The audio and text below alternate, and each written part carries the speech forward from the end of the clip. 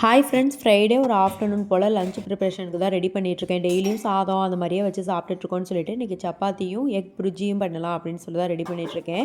First வந்து சப்பாத்தி மாவு நல்லா பிசைஞ்சு வச்சுட்டேன். எப்போயுமே எண்ணெய் ஊற்றிட்டு நல்லா பிசைஞ்சிங்க அப்படின்னா சாஃப்ட்டாக இருக்கும். நம்ம எப்போ போட்டாலுமே நல்லாயிருக்கும். இப்போ எக் புரிஜிக்கு தேவையான எல்லாத்தையும் கட் பண்ணி வச்சாச்சு. கடாயில் எண்ணெய் ஊற்றிட்டு கடுகு உளுந்து கடலைப்பருப்பு வெங்காயம் பச்சை மிளகா போட்டு நல்லா வதங்கினதுக்கப்புறமா தக்காளி உப்பு மஞ்சள் தூள் போட்டு நல்லா வதங்க விட்டுருங்க. அது வதங்கிட்டு இருக்க கேப்பில் இங்கிட்ட சப்பாத்தியை மட்டும் உருட்டி வச்சுட்டேன். நல்லா அது வதங்கி வந்ததுக்கப்புறமா ஒரு 6 முட்டை சேர்த்துட்டு அது கூட உப்பு சேர்த்துட்டு நல்லா கிண்டி விட்டுருங்க. லாஸ்ட்டில் வந்து கொஞ்சமாக மிளகுத்தூள் போட்டு எடுத்திங்கன்னா நல்லா டேஸ்ட்டாக இருக்கும். கண்டிப்பாக அதை ட்ரை பண்ணி பாருங்கள்.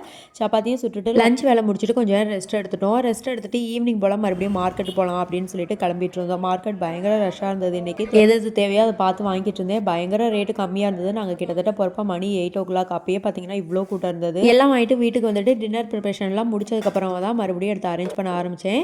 காலிஃப்ளவர் கீரை முருங்காய் அதை மட்டும் வெட்டி வச்சுட்டு மீதியெல்லாம் அப்படியே எடுத்து வச்சாச்சு. நாளைக்கு ஒரு வீடியோவில் பார்க்கலாம். பாய்.